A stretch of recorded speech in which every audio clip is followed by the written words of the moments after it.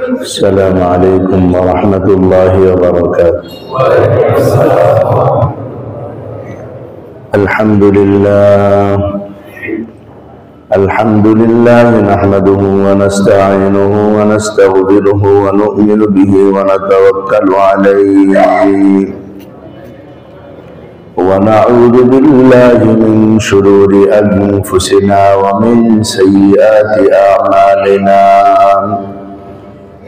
من يهده الله فلا مضل له ومن يضلله فلا هادي له، ونشهد أن لا إله إلا الله وحده لا شريك له، ونشهد أن سيدنا ونبينا ومولانا محمدا عبده ورسوله صلى الله تعالى عليه وعلى آله وأصحابه وبارك وسلم تسليما كثيرا كثيرا. أما بعد فأعوذ بالله من الشيطان الرجيم.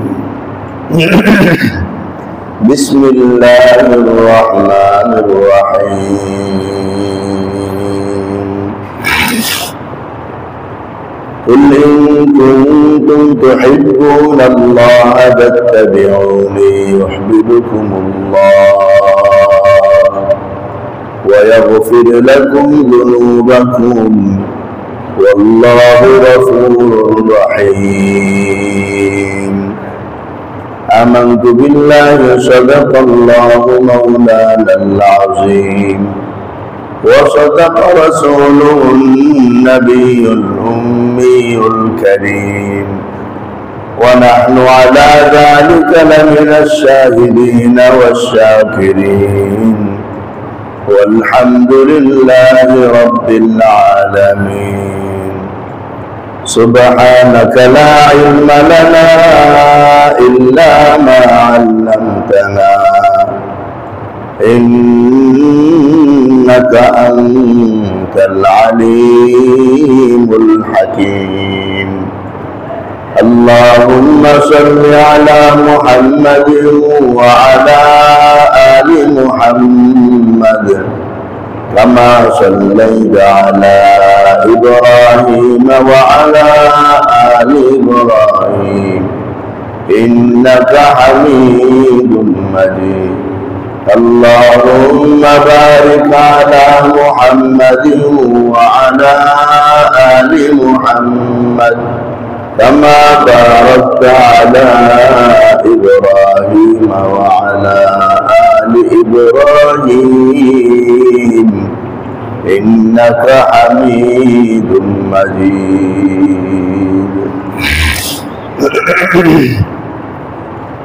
محترم ইমানদার দিনী ভাইরা, আল্লাহ রাব্বুল আলামিনের দরবারে অসংখ্য গুণের শুকর দিন আমাদেরকে জুমার নামাজের জন্য তার ঘরে আসার বসার তৌফিক দান করেছেন। শুকর আদায় করি আলহামদুলিল্লাহ।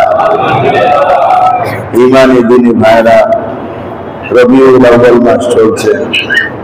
আজকে আমরা আমাদের প্রিয় নবী জনাব হযরত মুহাম্মদ মুস্তাফা সাল্লাল্লাহু আলাইহি ওয়াসাল্লাম সম্পর্কে কিছু আলোচনা করব। আমাদের এই আলোচনাগুলো রবিউল আউয়াল কেন্দ্রিক হয়ে থাকে। যখন রবিউল আউয়াল মাস আসে তখন আল্লাহ নবীর জীবনী আলোচনা হয়, নবীজির বিভিন্ন দিক নিয়ে আলোচনা চলতে থাকে। কিন্তু সাহাবাদের জীবনীটা ভিন্ন ছিল। তাদের জীবনের প্রতিটা মুহূর্তেই নবীজিকে নিয়ে কাটত। নবীজির কথা, নবীজির আলোচনা, নবীজির নির্দেশনা, এই সবই ছিল তাদের জীবনের এক অবিচ্ছেদ্য অংশ। হযরত আশরাফ আলী থানভী রাহমাতুল্লাহ আলাইহির বয়ানের কিতাব ফুতুহাতে হাকিমুল উম্মত, এখানে হযরত মাওলানা ফজলুর রহমান রাহমাতুল্লাহ আলাইহির কাছে একজন জিজ্ঞেস করলো, আপনারা আমাদের নবীজির মিলাদ শরীফ করেন না কেন? আপনারা আমাদের নবীজির মিলাদ শরীফ করেন না কেন? হুজুর উত্তর দিলেন, কে বলছে আমরা মিলাদ শরীফ করি না? আমরা তো প্রতি মুহূর্তে মুহূর্তে নবীজির মিলাদ শরীফ করি। তুমি জানো মিলাদ শরীফ কাকে বলে? মিলাদ শরীফ মানে কি? মিলাদুন নবী মানে হলো নবীজির আলোচনা। নবীজির আলোচনাই তো মিলাদুন নবী, যে নবীজি কখন জন্ম হয়েছেন, কিভাবে জন্ম হয়েছেন, নবীজির জীবনের একটা প্রাথমিক যে আলোচনাটা আছে ওটাকে মিলাদ শরীফ বলে।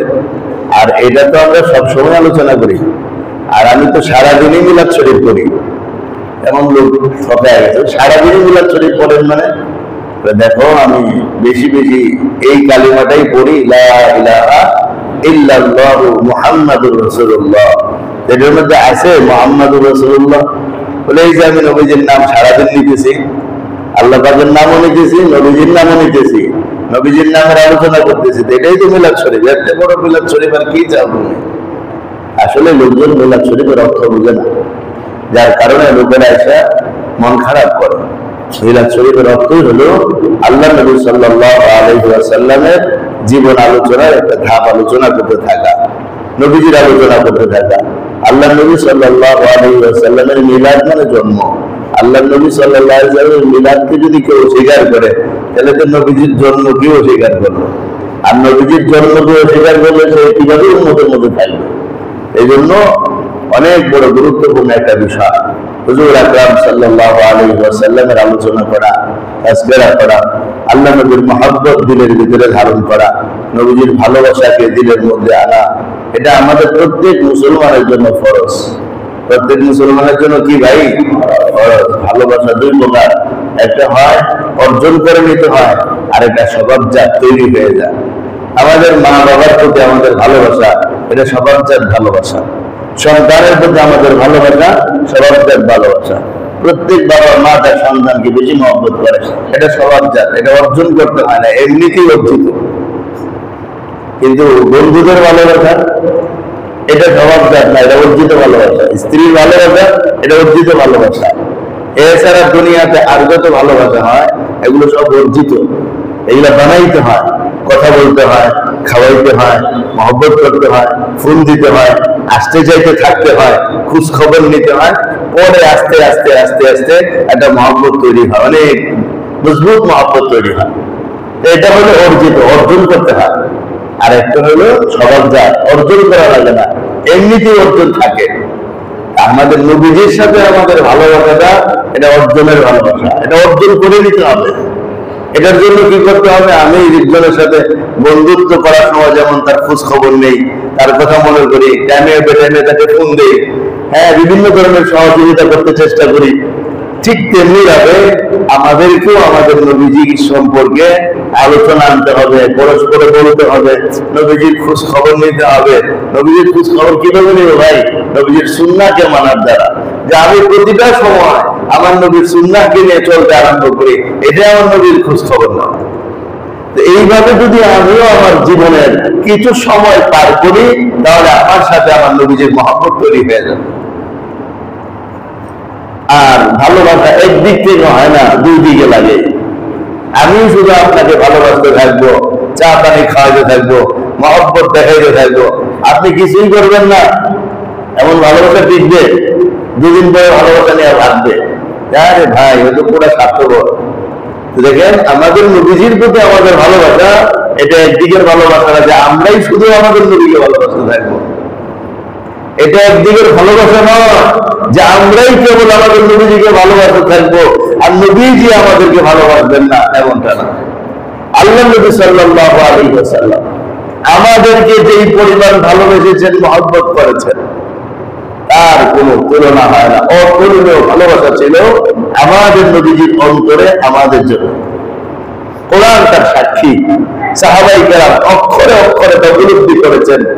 আজও আমি আপনি যদি সে সমস্ত ঘটনাগুলো পড়ি আর শুনি, তাহলে আমি আপনি অক্ষরে অক্ষরে উপলব্ধি করতে পারবো সত্যি রাসূল পাক সাল্লাল্লাহু আলাইহি ওয়াসাল্লামের অন্তরে আমার আপনার জন্য এবং সমস্ত উম্মতের জন্য কি পরিমাণ ভালোবাসা আল্লাহ নবীর অন্তরের মধ্যে ছিল।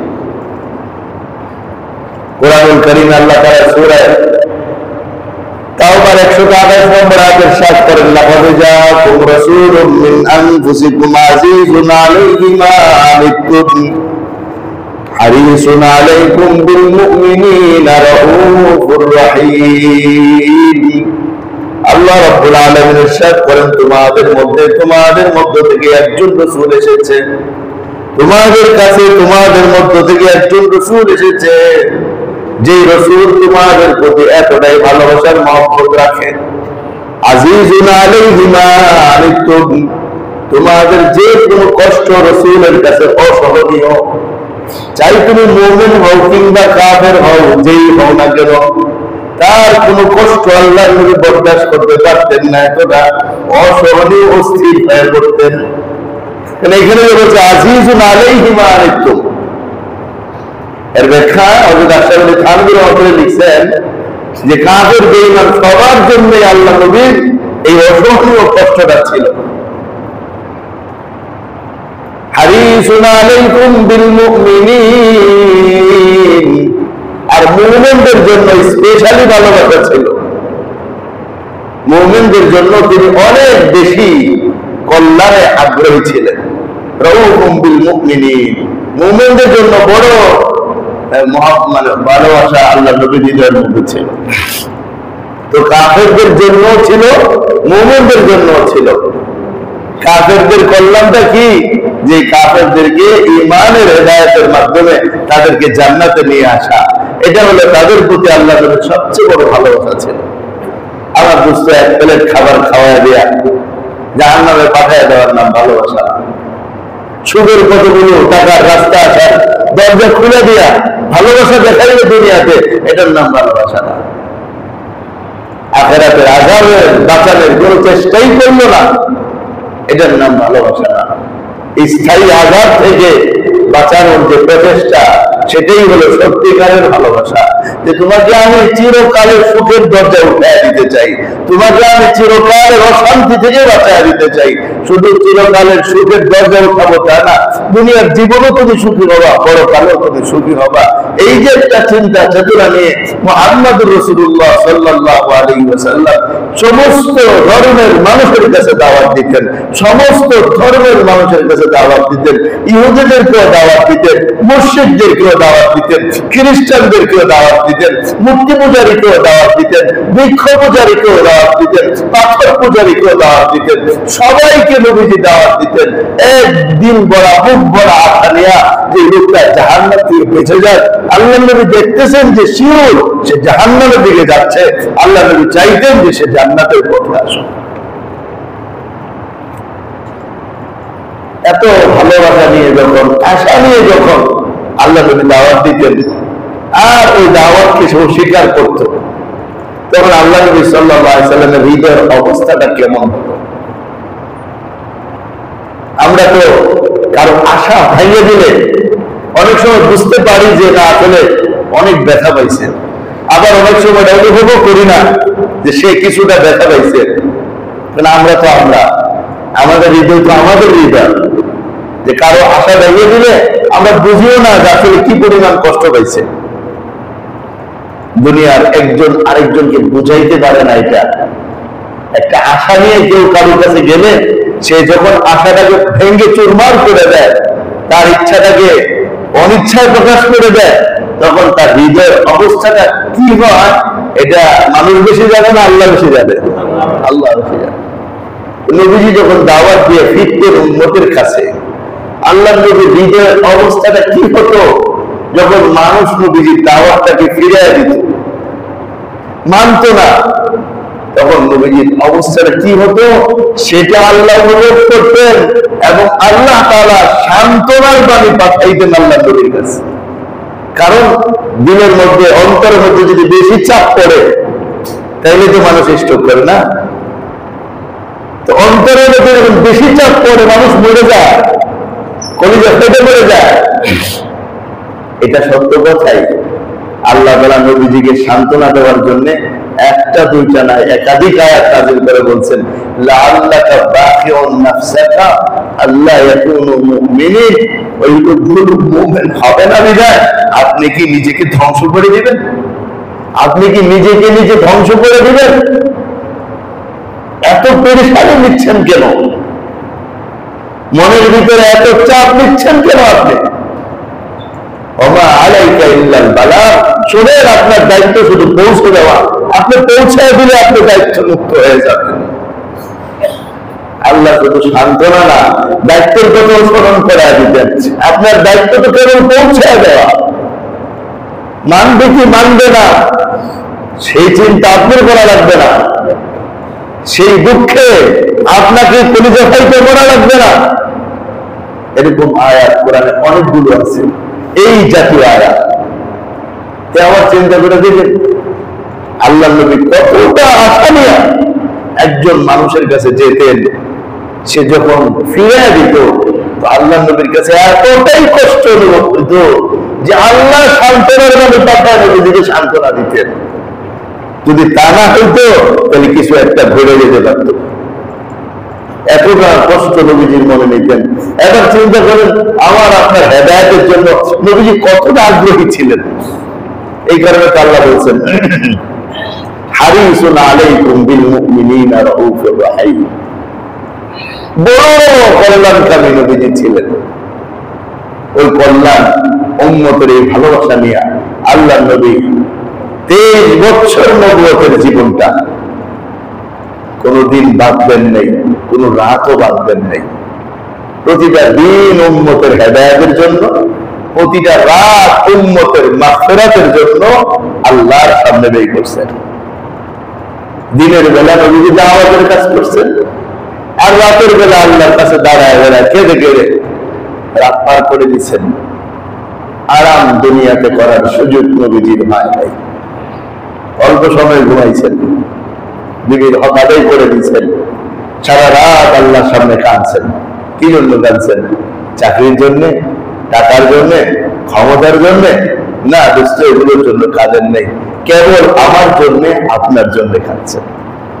শুধু আমার জন্য আর আপনার জন্য। এটা বিশ্বাস করে যে আমার জন্য কাঁদছেন, এটাই বিশ্বাস করেন।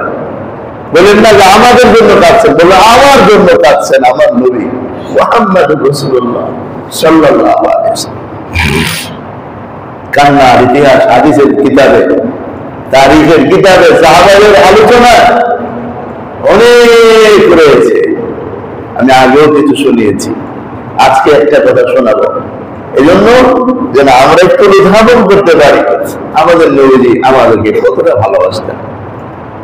এক রাতে নবীজি সাল্লাল্লাহু আলাইহি ওয়াসাল্লাম কোরআনুল কারীমের এক আয়াত, যেটা ইব্রাহিম আলাইহিস সালাম তার উম্মতের ব্যাপারে আল্লাহর কাছে দোয়া স্বরূপ বলছিলেন, ইন তুআযিবহুম ফাইন্নাহুম ইবাদুক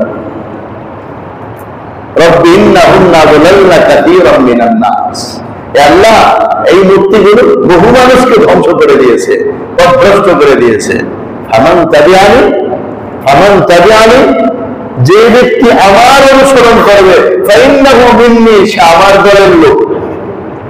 ওমান আসানি, আর যে আমাকে মানে না, আমার অবাধ্য হয়, ফাইন্নাকা আনতাল গফুরুর রাহিম, আপনি তো দয়াশীল, আপনি দয়াশীল।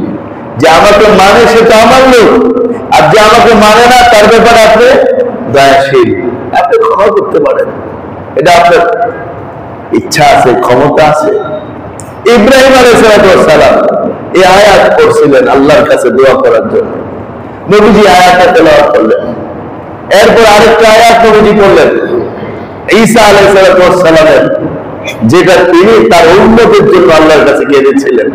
এই কথা পরে ইন তুআযিবহুম ফাইন্নাহুম ইবাদুক, হে আল্লাহ, এরা তো সব আপনার বান্দা, আযাব দিবেন তো আপনার বান্দাকে আপনি আযাব দিবেন। ওয়াইন তাগফির লাহুম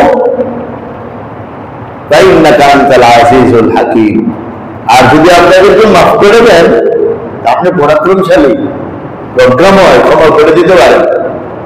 অধিক দিয়ে ইব্রাহিম আলাইহিস সালামের এই হৃদয়ের গভীর দোয়া যেটা আল্লাহ কোরআনে প্রকাশ করলেন। আবার হযরত ঈসা আলাইহিস সালামের হৃদয় নিংড়িত দোয়া যেটা আল্লাহ কোরআনে প্রকাশ করলেন। আল্লাহ নবী এই দুটো আয়াত পড়া নিজের উম্মতের ব্যাপারে দিলের ভিতরে মায়া, মহব্বত আর ভালোবাসা বেড়ে গেল। আল্লাহ নবী দুই আয়াতই পড়তে থাকলেন আর কাঁদতে থাকলেন আর বলতে থাকলেন, আল্লাহুম্মা উম্মতি, আল্লাহুম্মা উম্মতি, আল্লাহুম্মা উম্মতি। আল্লাহ, আমার উম্মতের কি অবস্থা! এই দুই আয়াত পড়েন আর কান্না করেন, আর একটু পরে পরে শুধু আল্লাহকে বলেন, আল্লাহুম্মা উম্মতি, আল্লাহ আমার উম্মত, আমার উম্মত, আমার উম্মত। রাত গভীর রাত পার হয়ে শেষ রাতের কাছাকাছি হযরত জিবরাইল আলাইহিস সালাম ডাক দিয়ে বলে, জিবরাইল যাও, আমার মুহাম্মদ সাল্লাল্লাহু আলাইহি সাল্লাম কি জন্য কান্না করে জিজ্ঞেস করো। আমি জানতে চাই আল্লাহ কি জানেন না কি জন্য কান্না করে? তারপরেও পাঠালেন জিবরাইল আমিনকে, একটা ঘটনা সাজালেন আমাদেরকে শোনানোর জন্য।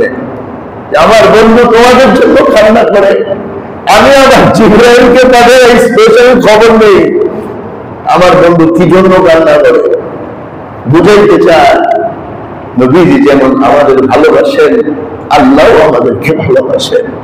বুঝানোর জন্য ঘটনাটা চমৎকার করে সাজালেন। জিবরিল আসলো, এসে বলছে, ইয়া রাসূলুল্লাহ, আল্লাহ বলছে আপনি কি জন্য কান্না করেন? হুজুর সাল্লাল্লাহু আলাইহি ওয়াসাল্লাম বললেন, আল্লাহুম্মা উম্মতি, আমার উম্মতের জন্য আমি কান্না করি। আমার উম্মতের কি অবস্থা হবে, হাশরের ময়দানে কি অবস্থা হবে আমার উম্মতের, এজন্য আমি কান্না করি। না হযরত আয়েশার জন্য কাঁদলেন, না হযরত ফাতিমার জন্য কাঁদলেন, না হযরত হাসানের জন্য, না হযরত হুসাইনের জন্য, না অন্য কোনো সাহাবীর জন্য, কাঁদলেন আমার জন্য আর আপনার জন্য। আল্লাহর কাছে গিয়ে বললেন যে আল্লাহ আপনার নবী তো ওনার উম্মতের জন্য কান্না করেন। আল্লাহ বললেন, যাও আমার নবীকে সুসংবাদ শোনা দাও, যে বলো, ইন্না সানুরদিকা ফি উম্মাতিক ওয়ালা নাসু, ইন্না সানুরদিকা ফি উম্মাতিক ওয়ালা নাসু। হাশরের ময়দানে আপনার উম্মতের ব্যাপারে আমি আপনাকে খুশি করে ছাড়বো, আমি আপনাকে কষ্ট দিব না। হাশরের ময়দানে আমি আপনাকে খুশি করবো, আমি আপনাকে কষ্ট দেব না। হুজুর আকরাম সাল্লাল্লাহু আলাইহি ওয়াসাল্লাম কতটা আনন্দিত হইলেন, যাচ্ছে আল্লাহ তো ওয়াদা করছেন আমাকে খুশি করবেন। আর কোরআনের মধ্যে আয়াতের মধ্যে আল্লাহ বলছেন, ওয়ালা সাউফা ইউতিকা রাব্বুকা ফাতারদা, আপনার রব আপনাকে এই পরিমাণ দিবেন, আপনার আশাগুলো এইভাবে পুরা করবেন যে আপনি আপনার রবের উপর খুশি হয়ে যাবেন। কি মনে হয় আপনার কাছে একজন উম্মত জাহান্নামে থাকবে আর নবীজি খুশি হবে? একজন উম্মত জাহান্নামে থাকবে আল্লাহ নবী খুশি হবেন? এটা আমার কাছে মনে হয় না। আমার তো মনে হয় সমস্ত উম্মতকে বের করেই নবী খুশি হবেন এবং কাঁদতে হবে। আর কিছু উম্মত তো জাহান্নামে যাবে, গুনাহের কারণে জাহান্নামে যাবে। যদি কালিমা পড়ে থাকে কোনদিন ইখলাসের সাথে আল্লাহর জন্য, শিরিক না করে থাকে, তাহলে অবশ্যই অবশ্যই নবীজির শাফায়াতের দ্বারা ওই উম্মত শেষমেশ জাহান্নাম থেকে বের হয়ে আসবে ইনশাআল্লাহ। আমার দোস্ত, আমার ভাই, যে এক রাতের ঘটনা শুনলাম, এরকম ঘটনা প্রতি রাতেই আছে। সব রাতেই কোনো না কোনো ঘটনা আছে, সব রাতেই কোনো না কোনো কিছু ঘটেছে। আল্লাহ নবী সাল্লাল্লাহু আলাইহি ওয়াসাল্লাম শুধু আমার জন্য আপনার জন্য কেঁদেছেন, গোটা দুনিয়ার উম্মতের জন্য কেঁদেছেন। রাতের বেলার কথা, দিনের বেলার কথা গেল, রাতের বেলার কথা গেল। একদিন নবীজি সাল্লাল্লাহু আলাইহি ওয়াসাল্লাম সাহাবাদেরকে বলতেছিলেন, আমি যদি জীবিত থাকি হায়াতি খায়রুল লাকুম ওয়া ওয়াফাতি খায়রুল লাকুম, আমি যদি জীবিত থাকি তাহলেও তোমাদের জন্য লাভ, আমি যদি দুনিয়া থেকে চলে যাই তাহলেও তোমাদের জন্য লাভ। তো এটা কেমন কথা, থাকলেও লাভ না থাকলেও লাভ? তো নবীজি বললেন, থাকলে লাভ কিভাবে? তো হাদিসু না ওয়া হাদিসু, তোমরা আমার সাথে কথা বলো, আমিও তোমাদের সাথে কথা বলি, এতে তোমরা সান্ত্বনা পাও, তোমাদের মনে আনন্দ লাগে, ভালো লাগে, প্রয়োজন পুরা হয়, সমস্যা দূর হয়, সুন্দর আলোচনা আছে, পরামর্শ আছে। আর যদি আমি চলে যাব তাইলে তোমাদের জন্য লাভ। সেটা কি? তুরাজু আমালুকুম তুরাজু আলাইহি আমালুকুম, তোমাদের আমল আমাকে কবর শরীফে দেখানো হবে। তোমাদের সবার আমল আমাকে কবর শরীফে দেখানো হবে। মা ফামা রাআইতু মিন খাইরিন হামিদুল্লাহ আলাইহি ওয়া মা রাআইতু মিন শাররিন ইস্তাগফারতু লাকুম ইস্তাগফারতুল্লাহ লাকুম। যখন আমার কাছে তোমাদের মন্দ আমলগুলো পেশ করা হবে, ভালো আমল পেশ করা হবে, আমি আল্লাহর কাছে শুকর আদায় করবো যে আমার উম্মত ভালো আমল করে। আর যখন মন্দ আমল আমার সামনে পেশ করা হবে, তখন আমি তোমাদের জন্য আল্লাহর কাছে ইস্তিগফার করবো যে আল্লাহ আমার উম্মত হয়তো বুঝে নাই, মাফ করে দেন। নবীজি দুনিয়াতে থাকতেও আমার জন্য আপনার জন্য কেঁদেছেন। আজ নবীজি রওজা শরীফে শুয়ে আছেন, সেখানেও তুমি কাঁদতেছেন আমার জন্য আর আপনার জন্য। দিনে কতগুলো ভালো কাজ করি আর কতগুলো গুনাহের কাজ করি, সেগুলো নিয়ে নবীজিকে দেখানো হয়। এই দেখেন আপনার উম্মত বিয়ে করছে, গান বাজায় বিয়ে করছে, আপনার উম্মত সুদের সাথে জড়িত, আপনার উম্মত ব্যবসায় মিথ্যা কথা বলে, আপনার উম্মত এই অপরক্রিয়া করে, আপনার উম্মত অবৈধ কাজ করে। এগুলো সব যখন নবীজিকে দেখানো হয়, নবীজি অসহ্য হয়ে যায়, আল্লাহর কাছে ইস্তেগফার করতে থাকেন, আল্লাহ আমার উম্মতকে হেদায়েত দিয়ে দেন, আমার উম্মতকে মাফ করে দেন। এখনো কাঁদতেছেন, এখনো কাঁদতেছেন আমার জন্য আর আপনার জন্যই তো। আমাদের মধ্যে তো সে অনুভূতি নাই। আমার জীবনের প্রতি আমার যতটুকু ভালোবাসা, এর চেয়ে বেশি আমার জীবনের উপর আমার নবীর ভালোবাসা। আমি তো আমার জীবনটাকে চিনি নাই, আমি আমার নিজের জীবনটাকে উপলব্ধি করতে পারি না। আমি মনে করছি জীবন এটাই, যেটা আমি দেখতেছি, এটা যে কৃষকের খেত এটা আমার বুঝ নাই, এটা যে আমার চাকরির জায়গা এটা আমার বুঝ নাই, এটা যে আমার পড়ার বাগান এটা আমার বুঝ নাই। আমি মনে করতেছি এটা আমার এনজয়ের জায়গা, এটা আমার আনন্দ ফুর্তির জায়গা। এই জন্য আমি আমার জীবনের উপরে যতটুকু ভালোবাসার মহব্বত রাখি, আমার নবী আমার জীবনের উপর এর চেয়ে বেশি মহব্বত রাখছেন। এই জন্য তো দিনের বেলা ফিরছেন আমাদের কাছে, রাতের বেলা কাঁদছেন রবের কাছে, আর এখন দরজা কাছে শুয়ে আমার আপনার জন্যই চিন্তা করতেছেন। আমি তো চিন্তা করি না, একবার একটা কাজ করার সময় আমি চিন্তা করি না যে আমার নবী আমাকে নিয়ে কতটা পরিশান। মুসলমানদের বিয়ে শাদীর কি অবস্থা, গান বাজনা ছাড়া বিয়ে হয় না। আমাদের এলাকাতে আমাদের ছাত্রাবাস যেখানে আমি থাকি, ওদের পাশে আগে রেল অফিস ছিল, এর আগে ড্রাম হল ছিল, এটার সূচনাই ছিল সিনেমা হল। শামসুল হক ফরিদপুর রহমতুল্লাহের যুগে আইয়ুব খানের পক্ষ থেকে যখন সিনেমা হল বানানোর আদেশ আসলো, সদস্যকে দামনগরের লোকেরা গিয়ে বলছে যে হুজুর এখানে একটা সিনেমা হল হতেছে। হুজুর বলছেন হতে দাও, বানাইতে থাকো, বিল্ডিং বানাইতে থাকো। যেদিন বিল্ডিং বানানো শেষ, ওইখান থেকে মনে সাবরা এসে উদ্বোধন করবে, সদস্য হুজুর গিয়া বলছেন এইখানে কোনো সিনেমা হল চলবে না, এইটা মানুষের সেবার কাজে ব্যবহার হবে। এক কথাই শেষ হয়ে গেছে সেদিন। কিসের আইয়ুব খানের ক্ষমতা ছিল সদস্যদের সামনে এসে কথা বলার। সেদিন থেকে নিয়ে এই রেড ক্যাম্প হওয়ার আগ পর্যন্ত সেটা মুসলমানদের উপকারে ব্যবহার হয়েছে, বিয়ে শাদী বিভিন্ন আচার অনুষ্ঠান হয়েছে। এরপরে রেল অফিস ছিল প্রায় 10 বছরের মতো হবে। এই রেল অফিস গিয়েছে, এখন আবার সেই ব্রাহ্মণের আকৃতি ফিরে আসছে। এখন যখনই বিয়ে হয় তখনই গান হয়। গতকাল রাত্রে এই অবস্থা হয়েছে আমাদের, যখনই বিয়ে হয় তখনই গান হয়। হিন্দুদের বিয়ে না কিন্তু, আপনারা ভুল বুঝেন না, মুসলমানের বিয়ে। এই জন্য বলতেছি আমার দোস্ত, আমরা কয়েকবার গিয়ে নিষেধ করি কিন্তু কাজ হয় না। লালবাগ সাইমুদ্দিন ইমাম সাহেব, তারপরে তালগাছ মসজিদ ইমাম সাহেব, আমি 3 জন গিয়ে আমরা নিষেধ করি। ওনারা 2 জন আমার উস্তাদ, তারপরে আমরা নিষেধ করে আসছি, কাজ হয় না। ওনারা বড় বড় নেতা, আমাদের কথা শুনবেন। ঠিক আছে, করেন, আমরা তো মারামারি করতে পারবো না আপনাদের সাথে, আমরা সর্বত্র নিষেধই করতে পারবো। সুখের জন্যই তো বিয়ে সাথে, ঠিক না? ওরা আগুন যে লাগে সংসারে, কি জন্য লাগে? ওই যে আল্লাহরে রাগান্বিত করে সংসার জুড়ে দিতেছেন। আল্লাহ তো খেপছে, আল্লাহর খেপা টের পাবেন 2 দিন পরে, এখন তো মানতে মনে চায় না। হ্যাঁ, নবীজি আমার জন্য আপনার জন্য কাঁদবেন, আর আমি নবীর সুন্নাহর ব্যাপারে কোনো খবর নেই। বিয়ে শাদীতে নারী পুরুষ এক টেবিলে বসে বসে খায়, সব নারীরা সাইজা নতুন বউ হয়ে দিয়ে খাইতে যায়, আর পুরুষরা এদেরকে দেখতে থাকে। সব হয় না গুনাহ? ভাই কথা বলেন না, সব হয় না গুনাহ? কারা যায়? হিন্দুরা যায়, মুসলমান যায়। আমি কিভাবে এই ধারণা করি যে মুসলমানরা এরকম বিয়ে খেতে যায়? এই হলো আমাদের অবস্থা। বিবাহ একটা ইবাদত, বই দেওয়া হয় না আপনাদেরকে? বই আমরা দিচ্ছি এখানে, আরো বিভিন্ন জায়গায় বই দেওয়া হচ্ছে। কে মানে কার কথা? যেভাবে বিধর্মীরা করে ওভাবে আমরা প্রতিযোগিতা করতেছি, ওদের চেয়ে এগিয়ে থাকতে চাচ্ছি। অথচ এই আমলগুলো যখন দরজা শরীফে নিয়ে দেখানো হয়,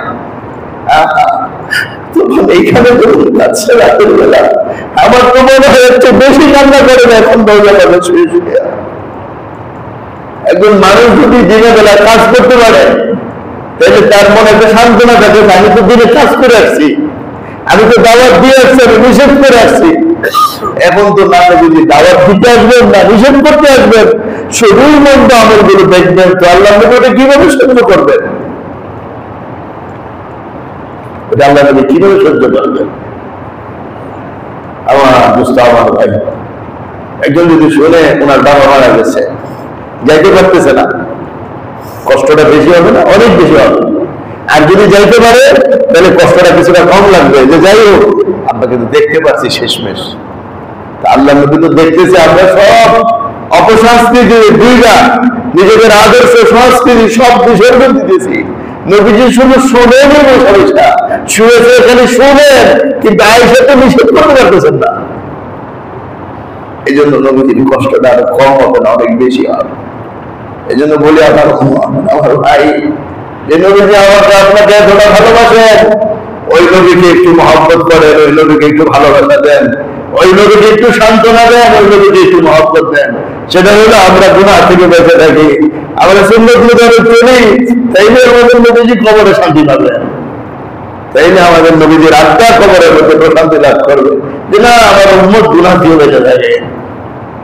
আর যারা এই সমস্ত গুনার কাজ করে তাদেরকে আমরা দাওয়াত দিই, তাদেরকে আমরা নিষেধ করি, তাদের এই সমস্ত গুনাহের মজলিসগুলো পরিহার করি।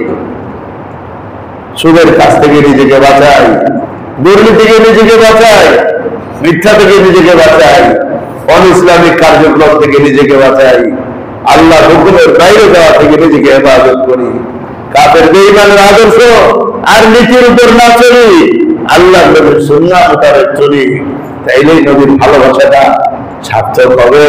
যেটা নবী আমাকে এতটা ভালোবাসে, আমিও নবীর ভালোবাসার দাবিতে সত্যবাদী হব। আমি যতদিন লোকে দাবি করি আমি নবীজিকে ভালোবাসি, এটা ভালোবাসা না। ইন্নাল মুহিব্বা লিমান ইউহিব্বু মুতিউ, যে ভালোবাসে সে যার ভালোবাসে তাকে অনুসরণ করে, তার কথা মানে, তার সাজে নিজেকে সাজা, তার রঙে নিজেকে রঙায়, তার রুচির বাইরে কাজ করে না। কেন? তার সাথে তার মহব্বতের সম্পর্ক হয়ে গেছে। এই জন্য আমার ভাই, আমার দুস্থ, কুরআনুল কারীমে এক আয়াতের মধ্যে আল্লাহ বলেন, ইন্নাল্লাযীনা তাদ্দু আলা আদবারিহিম মিন বাদি মা তাবায়্যানা লাহুমুল হুদা, যারা হেদায়েতের পরে গোমরা হয়ে যায়, পথভ্রষ্ট হয়ে যায়, এরকম মানুষের আলোচনা করার পর আল্লাহ বলেছেন, ইউহিব্বুনাহুম ওয়া ইউহিব্বুহুম ওয়া ইউহিব্বুন ইয়াতিল্লাহু বিকাওমিন ইউহিব্বুহুম ওয়া ইউহিব্বুনা। আল্লাহ তাআলা এদের পরে এমন এক সম্প্রদায়কে নিয়ে আসবে যারা আল্লাহকে ভালোবাসে, আল্লাহ তাদেরকে ভালোবাসে। মুরতাদ হয়ে যাওয়া, দিন থেকে সরে যাওয়ার পরে আল্লাহ আল্লাহ রাসূলের ভালোবাসার কথা কেন আনলেন? বুঝাইলেন ভালোবাসার সম্পর্ক হইলে দিন চ্যুত হয় না, ধর্মচ্যুত হয় না, আদর্শচ্যুত হয় না। আমাদের সাথে আল্লাহর ভালোবাসাই নাই, আমাদের সাথে আমাদের নবীজির ভালোবাসাই নাই। এই কারণে আমরা সব নবীজির আদর্শ থেকে আদর্শচ্যুত। নবীজির সুন্নাহ আমাদের ভালো লাগে না কেন? আমাদের সাথে নবীজির কোনো ভালোবাসা নেই, যা আছে সব মৌখিক। এই জন্য এটা অন্তরের মধ্যে নিয়ে আসতে হবে, এটা অর্জন করতে হবে, অর্জন হয়ে যাবে না। এটা ভাবতে হবে, নবীর চিঠি পাঠাতে হবে, নবীজির সুন্নাহগুলো পড়ে পড়ে পড়ে পড়ে আমলে আনতে হবে। আমার খাওয়া দাওয়া যেন সুন্নত মোতাবেক হয়, আমার ঘুম যেন সুন্নত মোতাবেক হয়, আমার চলাফেরা যেন সুন্নত মোতাবেক হয়, আমার বাজার করা যেন সুন্নত মোতাবেক হয়, আমার পারিবারিক জিন্দিগি যেন সুন্নত মোতাবেক হয়, আমার আত্মীয় স্বজনের সাথে চলাফেরা যেন সুন্নত মোতাবেক হয়, আমার ব্যবসা যেন সুন্নত মোতাবেক হয়, আমার চাকরি যেন সুন্নত মোতাবেক হয়, আমার সমস্ত আমল যদি সুন্নত মোতাবেক হয়, তাইলে আস্তে আস্তে আমার নবীর সাথে ভালোবাসা তৈরি হবে। কারণ আমল যখন সুন্নত মোতাবেক হয়, আল্লাহর পক্ষ থেকে হেদায়েত আসতে থাকবে। যত বেশি হেদায়েতের নূর দিলের ভিতরে পয়দা হবে, ততই নবীজির সাথে আল্লাহর সাথে মহব্বত হতে থাকবে। ওই মহব্বত যখন গভীর হয়ে যাবে, আল্লাহর কসম দুনিয়ার কোন অপশক্তি আমাদেরকে সরাইতে পারবে না। দুনিয়ার কোন অপশক্তি আমাদের সরাইতে পারবে না। হ্যাঁ আমার ভাই, আমার দোস্ত, আল্লাহ নবীর ভালোবাসার একটু মূল্যায়ন করা উচিত। এত ভালোবাসার পরেও যদি কেউ ভালোবাসাকে মূল্যায়ন না করে, দুনিয়াতে যেমন হয় পরকালে তেমনই হবে। দুনিয়াতে কি হয়, একজন একজনকে অনেক ভালোবাসছে, মহব্বত করছে, এবার যেন মূল্যায়ন করে নাই, পরে তাকে এমন ভাবে ডিলিট করছে যার কোনোদিন তার নামও নেয় নাই, বলে দিছে এত একটা স্বার্থপর, বেওয়াফা, অকৃতজ্ঞ, আর কঠিন কঠিন শব্দ আছে। আমার ভাই, দুনিয়াতে ভালোবাসার অবমূল্যায়ন করলে একটা খেসারত দিতে হয়।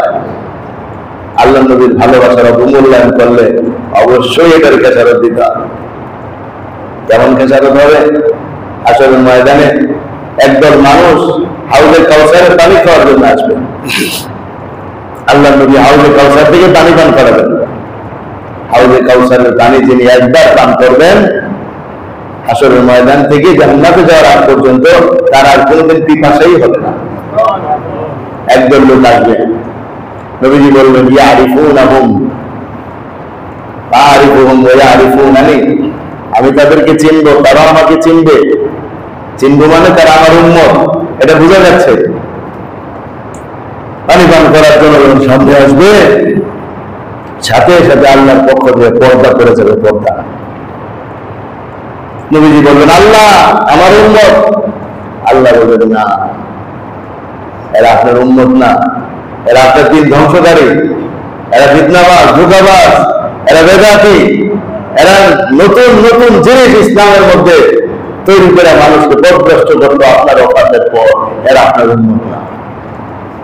নবীজি বলবেন সুকান সুকা, যাও যাও, ভাগো এখান থেকে। আমি জিজ্ঞেস করি আমার ভাই, আমার দোস্ত, যাকে নবীজি হাসরের ময়দানে তাড়াইয়া দিবেন, তাকে ভালোবাসা দিয়ে কাছে নেওয়ার কেউ আছে? তাকে আল্লাহ কি কাছে নিবেন? আল্লাহ কাছে নিবেন। এটাই হলো ভালোবাসার অবমূল্যায়ন। আল্লাহ নবী তো আমাদের ভালোবাসছেন, তা আমরা নবীজিকে ভালোবাসলাম না, আমাদের পরিবারকে আল্লাহ নবীর সুন্নাহ মোতাবেক সাজাইলাম না, আমাদের ছেলে আমাদের মেয়েকে নবীজিকে চিনাইলাম না। ওরা দুনিয়ার সব মানুষকে চিনে, কিন্তু এরা কালিমা শরীফ পড়তে জানে না, এরা নবীজির আদর্শ জানে না, এরা মুসলমানের মুসলমানিত্ব জানে না। এই ভালোবাসা নবীজির, এই ভালোবাসার মূল্যায়ন হলো ভাই? কোনদিন মূল্যায়ন হলো না। তাহলে আমরা হাসরের ময়দানে কিভাবে নবীজির সাফায়াতের আশা করবো? আমরা কাছে গেলেও তো আল্লাহর কাছে যেতে দিবেন না, আমরা নবীজির কাছে ভিড়লেও আল্লাহ দূরে সরায় দেবেন। এই জন্য আমার ভাই, আমার দোস্ত, আল্লাহ নবীর ভালোবাসাকে মূল্যায়ন করা দরকার, নবীজির জীবনী পড়া দরকার, নবীজিকে চেনা দরকার। এতে এক রাত আর একদিন আর এক কবরের কথা শুনলাম, হাসরের ময়দানের তো কত কথা আছে, লম্বা কথা আছে নবীজির হাসরের ময়দানে। অন্য কোনো দিন অন্য কোনো সময় আবার বলবো ইনশাআল্লাহ নবীজির ভালোবাসার কথা। এগুলো আমাদের বারংবার শোনা দরকার। আমাদের মনের মধ্যে যেমন এখন একটু ভালোবাসা জাগ্রত হচ্ছে, এটাকে ধরে রাখতে হবে, এটাকে ধরে রাখতে হবে। এই ভালোবাসার কথাগুলো বড় গিয়ে বলতে হবে, বাচ্চাদেরকে শোনাইতে হবে। এছাড়া আরো যত যত বিষয় আছে, এগুলো আমাদের করতে হবে। আল্লাহ নবীর জীবন চরিত্র আমরা প্রয়োগ করতে পারি। সিরাতে মুস্তাফা আছে, আর রাহিকুল মাকতুম আছে, সিরাতুল নবী আছে, আর বহু কিতাব আছে। ছোটদের জন্য উপযোগী করে লেখাও কিতাব আছে, সেগুলো বাংলা ভাবে ইসলামী টাওয়ারে পাওয়া যায়। অনলাইন অর্ডার করলে ঘরে চলে আসবে। অনেক ভালো ভালো কিতাব আছে, ছোটদের জন্য চমৎকার চমৎকার কিতাব আছে, সেগুলো বাচ্চারা পড়ে মজাও পাবে, নবীজিকে তারা চিনতে পারবে। এই জন্য আমরা আমাদের নবীজিকে চিনি, নবীজিকে চিনাই, নবীজির আলোচনা করে পড়ে নবীর ভালোবাসায় যেন সবচেয়ে বেশি হয়।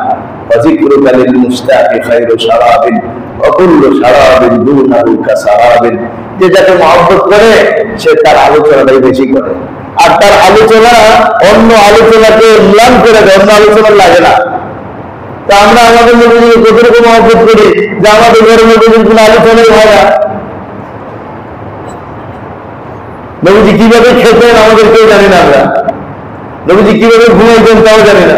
নবীজি ঘুম থেকে উঠে কি আমল করতেন, নবীজি বাজারে গিয়ে কি আমল করতেন, নবীজি কোন সময় কোন নামাজ পড়তেন, নবীজি নাতিদের সাথে কি আচরণ করতেন, কন্যাদের সাথে কি আচরণ করতেন, নবীজি সন্তান মারা গেছে হযরত ইব্রাহিম কি আচরণ করছেন ওই মুহূর্তে, সাহাবাদের সাথে কি আচরণ করেছেন, বৃদ্ধদের সাথে কি আচরণ করেছেন, ভিক্ষুকের সাথে কি আচরণ করেছেন, বড় নেতৃবৃন্দের সাথে কি আচরণ করেছেন, আত্মীয় স্বজনের কি আচরণ করেছেন, এগুলো সব আমাদের জানা দরকার। এটার জন্য আরেকটা রয়েছে নবীজির আচরণ কেমন ছিল, মাক্তাবাতুল আশরাফ থেকে ছাপছে। আমাদের এখানে শনিবারে ইসলামী প্রোগ্রাম করে হযরত মাওলানা মুফতি হাবিবুর রহমান খান সাহেব, ওনার মাক্তাবা নবীজির আচরণ কেমন ছিল, চমৎকার একটি বই। এটা আমাদের মসজিদে উনি দিয়েছিলেন, আমাদের মসজিদে উনি অনেক বই দিয়েছিলেন। এবার আপনারা কারা কারা বাড়িতে পড়তে নিয়ে গেছেন, আর তো আমাদের ফেরত দিলেন না বইগুলো, এই জন্য আমাদের ইয়াগুলো খালি হয়ে গেছে। কোরআন শরীফ দিয়ে এখন এটা এই আমাদের এই যে এই বইগুলো ভরে গেছে। এই পাশে বই ছিল, ওই পাশে অনেক বই, ওই পাশে অনেক বই ছিল, কিন্তু এই বইগুলো কারা কারা পড়তে নিয়ে গেছে ভুলে গেছে মনে হয়, আর পাঠায় নাই মসজিদে। যদি স্মরণ হয় যে চাপড়া মসজিদের বই বাসায় আছে, তাহলে মেহরবানি করে দিয়ে গেলে অন্যরা উপকৃত হতে পারবেন ইনশাআল্লাহ। আরেকটি বিষয়, আল্লাহ নবী সাল্লাল্লাহু আলাইহি ওয়াসাল্লামের জীবন চরিত্র নিয়ে আমরা একটা কুইজ করেছিলাম, কিছু প্রশ্নাবলী আমরা করেছিলাম। আলহামদুলিল্লাহ এই আমাদের অত্র এলাকা সহ সারা বাংলাদেশেই এটা প্রচার প্রসার হয়েছে। বিভিন্ন জায়গা থেকে ইন্টারনেটের মাধ্যমে বা হোয়াটসঅ্যাপের মাধ্যমে লোকেরা উত্তর লেখা পাঠাইছে, এবং আমাদের এলাকাতে আলহামদুলিল্লাহ অনেকেই নিয়েছেন। তো আপনারা যারা যারা নিয়েছেন এগুলো পূরণ করেছিলেন, আগামীকাল শনিবারের মধ্যে জমা দিয়ে দিবেন। এখানে আমাদের মুয়াজ্জিন সাহেবদের কাছে জমা দিয়ে দিলে হয়ে যাবে। এরপর আমরা এগুলো ইনশাআল্লাহ যাচাই বাছাই করে যাদের উত্তরগুলো সঠিক হয় সেগুলো আমরা একত্রিত করে, যদি বেশি হয় তাহলে আমরা একটা লটারির মতো করে, অর্থাৎ একটা পাত্রের মধ্যে থাকবে সবগুলো, এর মধ্যে কাগজ উঠে উঠে আমরা 20 জনকে ইনশাআল্লাহ পুরস্কার দিব। প্রথম 3 জনের বই একটু বড় হবে, তারপরে বই মোটামুটি এক সাইজ বই থাকবে, সবগুলো আমাদের নবীজিকে নিয়ে বই, আল্লাহ নবীজির জীবন সংক্রান্ত আলোচনার বই থাকবে ইনশাআল্লাহ। তো এইটা হবে ইনশাআল্লাহ আগামী মঙ্গলবার। আমি তো এটা স্বাভাবিকভাবেই করতে চাইছিলাম যে সবসময় যেরকম করে এরকম ছোট্টখাটো করে ফেলবো। তা আমাদের মসজিদ কমিটির সদস্যরা বললেন যে এটা বড় ছোট করে করার জন্য। তা আমি এটা সাহস পাইলাম যে আলহামদুলিল্লাহ আপনারা যদি সাথে থাকেন অবশ্যই বড় ছোট করে অনেক চমৎকার হতে পারে। আলহামদুলিল্লাহ ওনাদের ক্লান্তিক প্রচেষ্টা এবং ওনাদের সেই সহযোগিতা এবং সাহসের দেওয়ার কারণে আমি আমাদের দেশের বড় বড় আলেমুল আমাদেরকে দাওয়াত দিতে পেরেছি। এর মধ্যে আমাদের এখানে বাদ মাগরিব বয়ান পেশ করবেন এই সিরাতুন নবী প্রোগ্রামে মুফতি জাফর আহমদ সাহেব। তিনি ঢাকা নগরের পুরো আল্লাহ মানুষ, পীর সাহেব মানুষ, অনেকে আপনারা চিনেন। হযরত মাওলানা মুফতি জাফর আহমদ সাহেব মাগরিবের পর থেকে বয়ান করবেন। বাদ এসা আমাদের বাংলাদেশের অন্যতম একজন ওয়াইজ এবং আলেম হযরত মাওলানা হাসান জামিল সাহেব, ওনাকে আপনারা অনেকেই চিনেন। মাওলানা হাসান জামিল সাহেব বাদ এসা বয়ান করবেন। ওনার পরে বয়ান করবেন আমাদের লালবাগ মাদ্রাসার আমাদের উস্তাদ মাওলানা মুফতি সাখাওয়াত হোসেন রাজি সাহেব। উনি আলহামদুলিল্লাহ দেশে পরিচিত মানুষ একজন, উনি ওনার পরে বয়ান করবেন। এরপরে আমাদের আরেক উস্তাদ মাওলানা জসিম সাহেব দোয়া করবেন। এর মাঝখানে আমি মনে মনে খেয়াল করছি যে আমরা হয়তো আসরের পরে আমাদের কুইজের দোয়া করবো, এরপরে এশারের পরে হাসান জামিল সাহেব এবং সাখাওয়াত সাহেবের হাতে আমরা পুরস্কার দেওয়ার চেষ্টা করব। হইতে পারে এরকম তরতিব অথবা ভিন্ন তরতিব হইতে পারে, তবে সেদিন এটা পুরস্কার দেওয়া হবে ইনশাআল্লাহ। এই জন্য এখনো যদি কেউ কুইজ সংগ্রহ করতে চান, কালকে তো জমা দেওয়ার ডেট আছে, তাহলে আমাদের এই যে পোস্টার আছে, এই পোস্টার হয়তো অনেকে পেয়েছেন বা আমাদের বলে দিতে পারবেন। তো এটার এক পাশে কিউআর কোড দেওয়া আছে, এই কিউআর কোড স্ক্যান করলে ওই কুইজের কাগজ চলে আসবে। তো এটা প্রিন্ট করে আপনারা লিখে জমা দিয়ে দিতে পারেন ইনশাআল্লাহ। এবং এই যে একটা কাজ আলহামদুলিল্লাহ আমাদের ছাপড়া মসজিদ কমিটির অত্যন্ত বড় আমি মুবারকবাদ জানাবো এবং ধন্যবাদ জানাবো যে আসলে ওনারা এত বড় একটা প্রোগ্রাম করার জন্য এবং বড় আলেমদেরকে দাওয়াত দেওয়ার জন্য আমাকে বলছেন। আল্লাহ তাআলা ওনাদেরকে জাযায়ে খায়ের দান করেন। তো যেহেতু ছোট ছিল এখন বিশাল বড় হয়ে গেছে, এটার খরচ তো আলহামদুলিল্লাহ ওনারাই ব্যবস্থা করতেছেন, কিভাবে কি করবেন না করবেন সবাইকে যা যা করা দরকার আলহামদুলিল্লাহ ওনারা করতেছেন। তারপরে আমি এটা বলি, যদি আপনাদের কারো আমাদের এই কাজে শরীক হতে মনে চায় যে এত বড় একটা কাজ হবে, আমিও কিছু শরীক থাকি, তাহলে আপনারা আমাদের আনোয়ার সাহেব আছেন, তারপরে আমাদের মুফতি সাহেব আছেন, ওনাদের সাথে যোগাযোগ করতে পারেন যে আমি কিছু শরীক হতে পারি। আল্লাহ তাআলা দ্বীনি কাজগুলো, খায়রের কাজগুলো, কল্যাণের কাজগুলোতে আমাদেরকে মিল মহব্বতের সাথে করার তৌফিক দান করেন। আল্লাহ নবীর ভালোবাসার মহব্বত নিয়ে আমাদেরকে চলার, মানুষের মধ্যে আল্লাহ নবীর ভালোবাসা প্রচার প্রসার করার তৌফিক দান করেন। ওয়া আখিরু দাওয়ানা আলহামদুলিল্লাহি রাব্বিল আলামিন।